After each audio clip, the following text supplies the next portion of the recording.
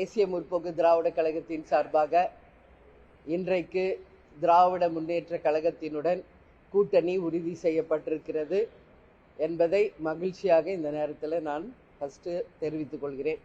ஒரு எம்பி சீட்டுக்காக தன்னுடைய கட்சியை திமுக வித்த மாதிரி இன்னைக்கு பிரேமலதா விஜயகாந்த் அவர்கள் தங்களுடைய கட்சியை திமுக விட்டுட்டாங்க, அவ்வளவுதான் சொல்ல முடியும். ஏன்னா லட்சக்கணக்கான தொண்டர்களை பற்றி அவங்க நினைக்கல. கேப்டன் அவர்களுடைய கொள்கைகளை பற்றியும் சித்தாந்தங்களை பற்றியும் கூட அவங்க கொஞ்சம் கூடமே நினைக்கவே இல்லை. எவ்வளவோ விஷயங்கள் நடந்திருக்கு. அது எல்லாமே எப்படி இவங்க மறந்தாங்க அப்படின்னு தான் நமக்கு ஒரு ஆச்சரியமாக இருக்கு.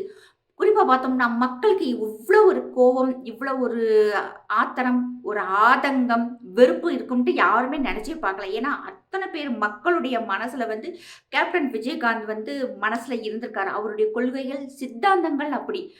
இன்னைக்கு திமுக கட்சியினால மக்கள் எந்த அளவுக்கு கஷ்டப்படுறாங்க, இந்த மக்களை இவங்கிட்ட காப்பாற்றணும் அப்படிங்கிறதுக்காகவே அவர் கட்சியை ஆரம்பிச்சாரு. ஆனால் இந்த கட்சி வச்சு வளரவே விடலைங்கிறது அந்நியார் அவர்களுக்கு நல்லாவே தெரியும். உங்களுடைய மகனை ஜெயிக்க விடலை.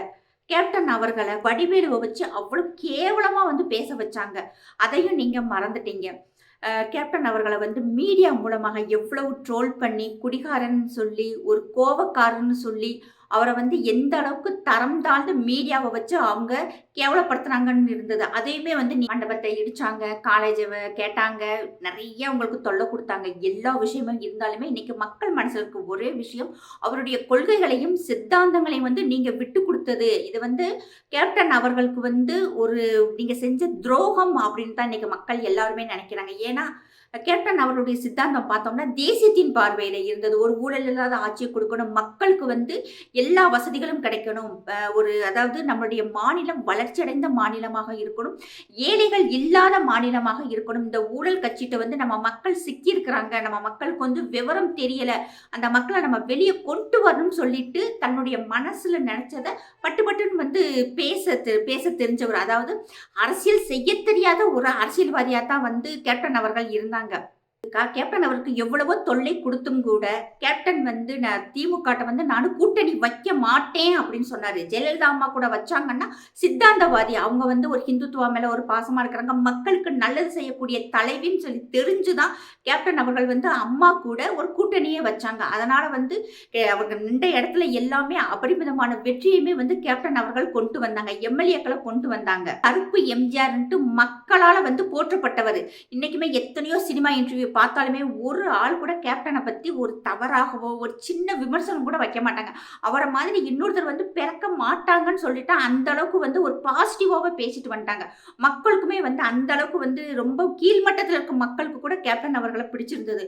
ஆனா இன்னைக்கு நீங்க கொஞ்சம் யோசிச்சிருக்கலாம். இப்ப இல்ல, நீங்க கேப்டன் அவர்கள் இறந்த பிறகு இந்த 10 வருஷத்துல கூட நீங்க எவ்வளவோ மாற்றங்களை கொண்டு வந்திருக்கலாம். உங்க பிள்ளைகளை நீங்க மேல கொண்டு வந்திருக்கலாம். அழகா பார்த்தோம்னா உங்களுடைய பசங்களை தேசியத்தின் பார்வையில கொண்டு போயிருக்கலாம். ஒரு நேஷனல் கட்சி கூட டைப் பண்ணிருக்கலாம். இன்னைக்கு சிராக் பாஸ்வான் அவர்கள் எல்லாம் பாருங்களேன், கிட்டத்தட்ட இன்னைக்கு ஒரு 11 முறை முதலமைச்சராக இருந்த நிதிஷ்குமார் அவர்கள் சிராக் பாஸ்வான் வீட்டுக்கு போறாரு, எங்க கூட கூட்டணி நீங்க வைங்க அப்படிங்கிறாரு. அந்த அளவுக்கு சிராக் பாஸ்வான் தன்னைத்தானே செதுக்கிட்டு ஒரு பிற்படுத்தப்பட்ட வகுப்புல இருந்து வந்தா கூட அந்த மாநிலத்துல எல்லா மக்களாலும் போற்றப்படக்கூடிய ஒரு தலைவராகத்தான் இருக்கிறாரு. நிறைய சொத்து சேர்க்கல, ஆனா நிறைய பேர் சேர்த்திருக்காரு, நிறைய மக்களுக்கு நல்லது செஞ்சு சிராக் பாஸ்வான் மேல வந்திருக்காரு.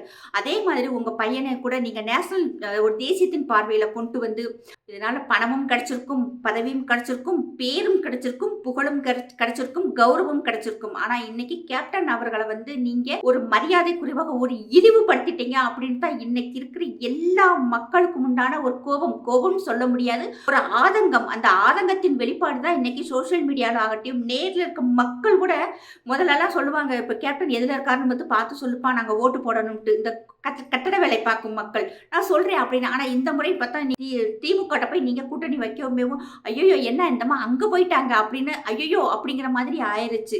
ஏன்னா ஒரு அழிய போற கட்சி கூட நீங்க இப்போ ஏன் சேரணுங்கிறது தான் மக்களுடைய ஒரு எதிர்பார்ப்பு, ஒரு ஆதங்கமே கூட. ஏன்னா இன்னைக்கு இருக்க கள நிலவரம் அப்படித்தான் இருக்கு. நீங்க கொஞ்சம் யோசிச்சிருக்கலாம்.